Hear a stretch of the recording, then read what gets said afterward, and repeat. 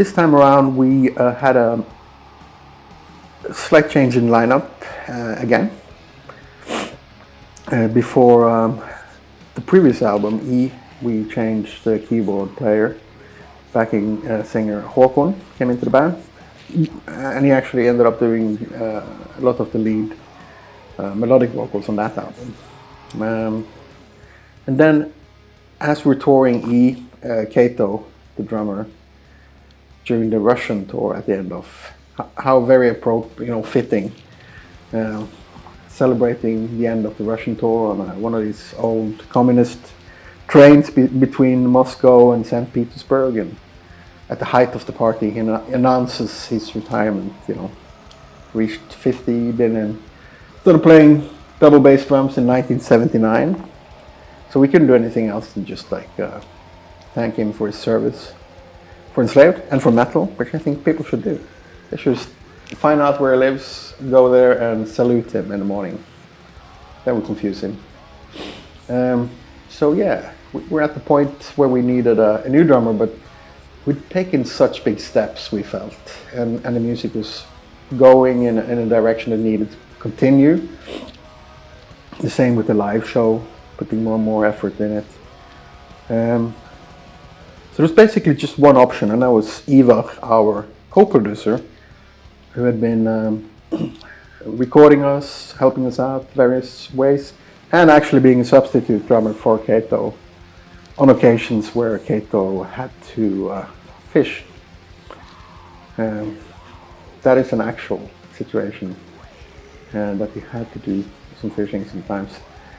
So we just told him, sorry dude, if you have any sense of responsibility, you're gonna tell your lovely missus that the whole idea of being a studio producer, so you can be at home as much as possible, that just went down the drain, because you have to take your responsibility serious and become the new drummer of Enslaved. Which he, after a few weeks of, just postponing his own execution, just came back and said, yeah, I guess I have to. He felt, but it was also, I think, that was genuine, because he'd been producing the albums together with me in Utgard and Ivar for 3 albums we did like that.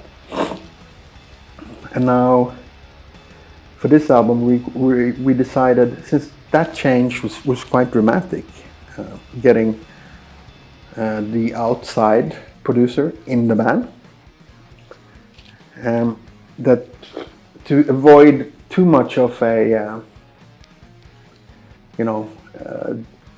break in the continuity, it made sense to keep some of the external factors the same and see how that played out. And I think that was a really good choice, because we got there was this calm with the recording. And he's a very organized person, which he had to be, because he was sitting there with he had to move the studio, sort of rebuild it almost, so he had all of his control functions pretty much up in the drum kit while playing. So he had to supervise sort of the recording, his own recording, our recording, and be the drummer. And of course, he also, in Norway we say that sometimes you meet yourself in the door, and that's what he did, because he's been very strict with our drummers. He's been yelling and you're not gonna do, no breaks now, you're gonna do 10 more tries, don't be lazy, you're a metal drummer. And now he was sitting there and sweating like a pig, and he couldn't exactly go and have a break. We were just looking at him like, no, you can't. Where are you now when you're tired? So he did a really good job, and it really just solidified the whole vibe in the band, because I think it's been such a solid social structure in the band for many years. We've all had such a great time, and the guys who left have also felt very connected to the band, that it was a long and hard process, I think, for Ivar and Kato. One thing is to want to sort of have more downtime at home and so on. Another thing is to sort of go from being in touch with the rest of the band like on a daily basis to, yeah. Well, Kato is still in touch with us on a daily basis because he's got a lot of things to say, and now after that long process, we arrived at the point before this album where everybody in the band was on the same page. Nobody was about to start a process of leaving or beginning anything. Everyone was just like in motion and ready for a new album, and that was just fantastic.